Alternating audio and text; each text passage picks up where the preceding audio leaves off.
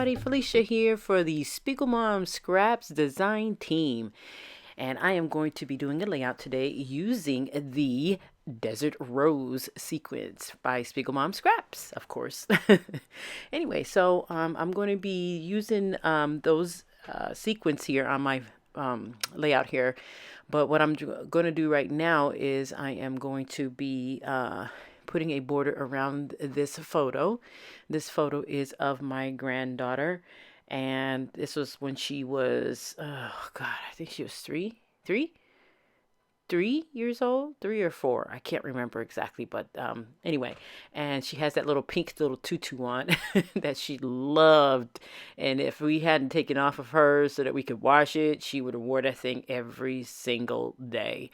But anyway, so that is a photo of her in her little pink tutu, and we got that tutu I think from Costco, if I'm not mistaken. So I remember getting that, and it was really cute. I think it was Costco. Now that I think about it.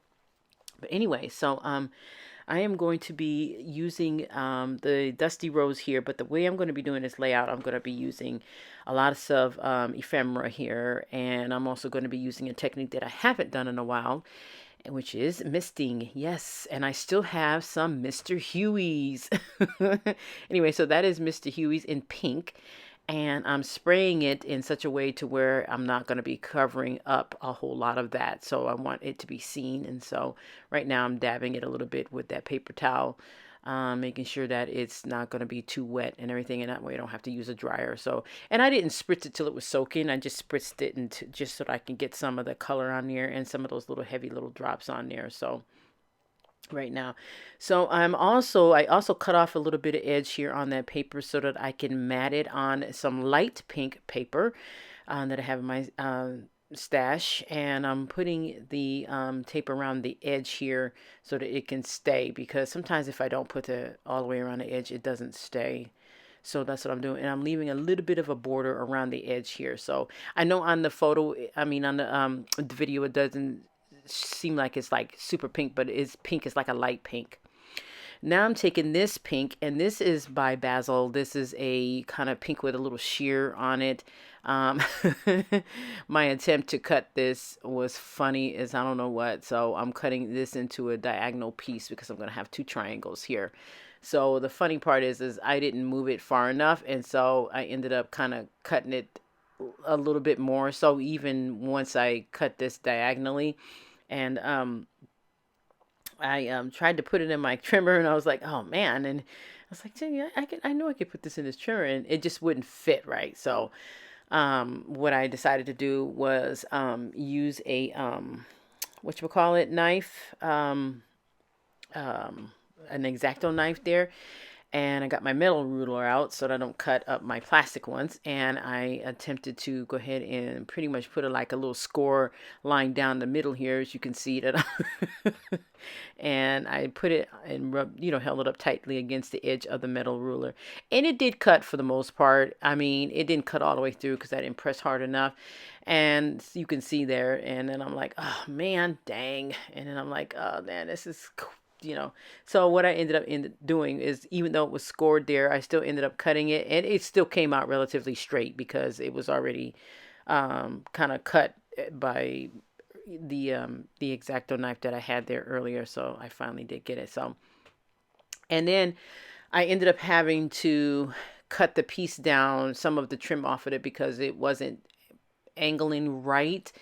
I used to be able to get those right on the money when I would do that, but as you can see on the upper right hand corner, the point isn't quite where it needs to be. It was hanging off the edge, so I ended up cutting it, and then that's the results right there. And then I was able to glue it down so that it could stick. And this paper here is from Basil, and it has like a little bit of a sheen on the top, and it's pretty cool. I like how this paper looks. So I'm going to be putting that right there, just kind of button it up against the white and not all the way up, so that I can still have that space around the edge of the layout there.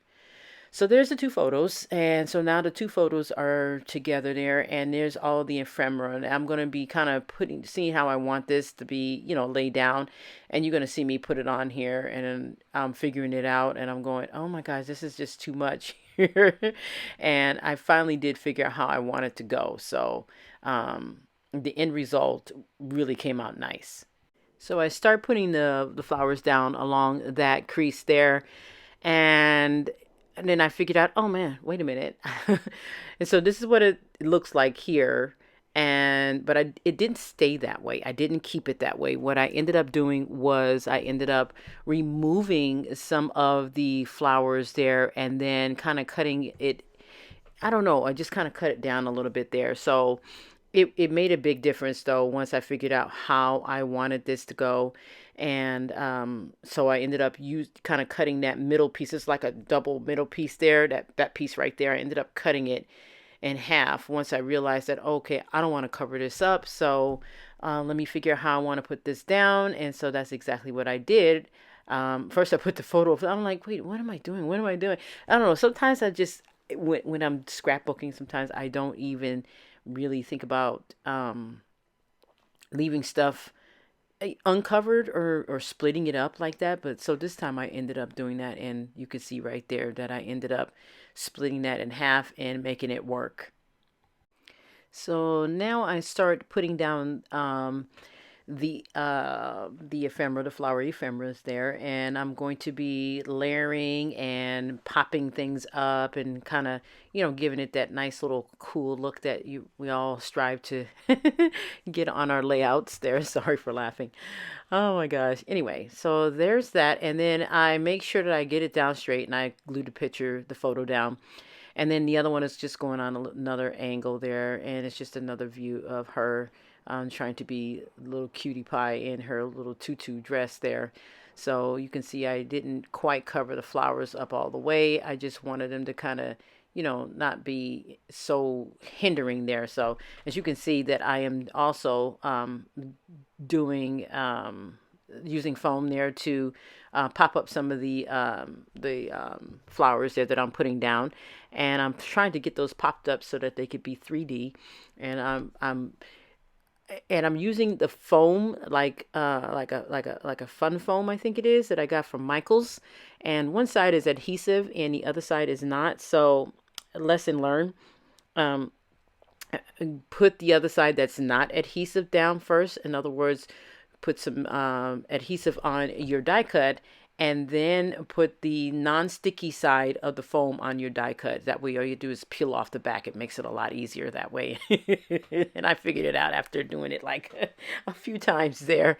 It was kind of funny because I was like, oh man, I should have did it the reverse way. So that way you can have, better sticky when it comes to the foam and stuff like that. So I am strategically just putting these flowers down. Some of them I'm leaving flat. Some of them I'm popping up, just giving it a nice little three-dimensional look there. And then with the little sprigs and the little stems and leaves that actually are on there too as well. I'm kind of making those look a little bit more sporadic and stuff like that. I would tell you where I got these die cuts from, but I cannot for the life of me remember, and I am so sorry. They were just in a pack, and I can't remember what I did with the pack. So, yeah. I apologize for that. Anyway, so now I am sticking down the second photo, and I'm going to be putting a little bit of decorations beside this photo as well. Not as many, but enough to kind of, that way that the two photos are connected. So I'm going to adhere this big photo down. Oh, by the way, the photo size that these are 4x6s. They're just going the lengthwise way. Gosh, you know what? And I think I used Costco at the time when I got these photos, because these photos are pretty old. I'm still going through photos that I had developed like years ago that I still want to scrap. So, because I've taken so many photos, I don't take as many as I used to, because I lesson learned from that. Do not take as many photos. That way you don't have to deal with all these extra photos that you just have hanging around and things like that. So, that is one of the things that I learned as well. I just went through and archived a bunch of my photos. And I got rid of 7,000 photos that I really didn't need to have. So, and I'm glad I did, because we really didn't need all those photos. It was a lot. Alrighty, so as you can see there, and I learned my lesson. I put the other side down first, and I put the adhesive side down to where it can be stuck there. So, I apologize if you hear that noise in the background. One of my neighbors is moving their trash can and they picked the wrong time of the night to do this. It's like almost 10 o'clock at night and they're just now deciding to roll their trash can back into their garage. Oh boy, neighbors, you gotta love them. Anyway, so I am finishing up this layout by adding little bits and pieces here and there. And now I'm going to be doing my favorite part of doing these layouts. And you can see I rub my hands together. I'm like, yes, that part's done. My next part is putting all of the sequences down and putting some journaling down. Now, I thought it would be kind of cute to put the journaling between two sets of flowers, which is what I ended up doing. And I loved how that came out. You know, if you've been in tune to my channel, right now I'm on the Spiegel Mom Scraps YouTube channel, but if you head over to my channel, you will see where and that's what I do. I make the journaling part of the design element of the page. So that's what I'm doing right now. And I'm making sure that they're at least, you know, kind of straight. And the lines are kind of going to be different lengths and stuff like that. So it makes it looks pretty cool. Yeah, I like how that look. And I also used cursive. And oh yeah, hint, hint, if you want to have cryptic, keep everything cryptic, write in cursive. The kids nowadays do not read cursive. I found that out. I was like, oh wow. Yeah, some of the college kids I find out they don't read cursive. They write print. So oh my goodness, I thought that was funny. I'm so sorry. Anyway, I'm just journaling a little bit about Faith and her tutu and how much fun she had going to the beach in her little tutu. It was really cool. All right, so now I am going to put these alphas down, and these are pretty cool because they're kind of like a brush script kind of thing, a thin like brush script font down here. So it actually is cool because it kind of matches what I wrote at the bottom there. So the title is going to be Sweet Girl because she was a sweetie, man, when she was little like that. Now she is going to be 11 years old this year, and time is flying by, and she is different. I'm just saying different. And I can't believe it because she's pretty much going to be a preteen here in a little bit.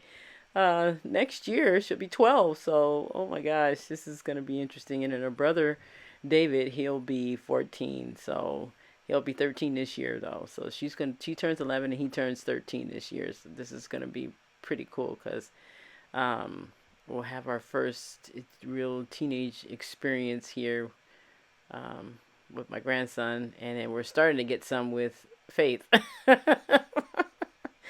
Oh my gosh. Anyway, so back to the layout. I am trying to make these a little bit slanted there because they need to be slanted, and I worked on getting them kind of, you know, as you can see, if you look closely, the sweet is a little further down, and then the girl is a little popped up a little bit. So I moved the G and the I down a little bit more because it was a little bit too high. And I was like, oh man, no, let me go ahead and move this down because it looks kind of funny.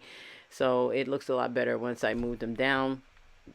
And they still had their sticky to them. So there you go, right there. So that was a lot better because they were a little too high up when I first put them down. Alrighty, so I am getting ready to get to my favorite part of this layout. And oh my gosh, I don't know what it is, but I think it's therapeutic for me to do this part of the layout, which is gluing down these sequences individually like this. I love doing this. I don't know why. I can't explain it, but this is my favorite part. So I grab a handful, of course, and I just kind of throw them and sprinkle them on the layout here and there because I want them to look like they're haphazardly, you know, just being thrown on the layout, which is the look you want to do. And I was like, oh my gosh, I put too many of the circles down because I didn't have any left. So I took a few off and put them back in the bag. But I love how this came out. So yes, I did glue each one of these down, and I didn't spend a whole lot of time doing it, and I didn't have you guys watch me do it the whole time either. So, and On the little sequences, there's a little hole at the top of the bigger ones on here, the big pink ones that you see. And what I did was I took one of the white ones and I glued it over top of the little hole, so that looked kind of cool because it looks, they're all going different directions, and that's a technique. So just in case you're wondering, if you wanted to do that, you can do that as well. So that's what I did. So that big circle you saw me pick up, it has a little tiny hole, so you can see me put a little one in there so it can look offset. And it looked cool once it was done. The video don't give it too much justice, but it really worked out good, and I really appreciate how this looks. So I am just about almost done with this layout. Woohoo! Yeah, look at that. I got up to the top. I didn't want you to watch me glue the whole thing down, or else you would have been sitting here looking at me for like 20 minutes. But I like this part. I think it's so therapeutic, and plus I have these really pointy tweezers, and that's the only way you can really work with them, is if you have pointy tweezers, you know, the kind that'll stab you. Just be careful. But I have those, and I can pick up the tiniest little thing with these tweezers because the point is so pointy. So all right, I am just about done. So I want to thank you guys so much, and be sure to check out Spiegel Mom Scraps. And the sequence I used once again on here is called Dusty Rose, and it worked out perfect. Thanks you guys for watching. Take care and have a wonderful, wonderful scrappy week. Bye.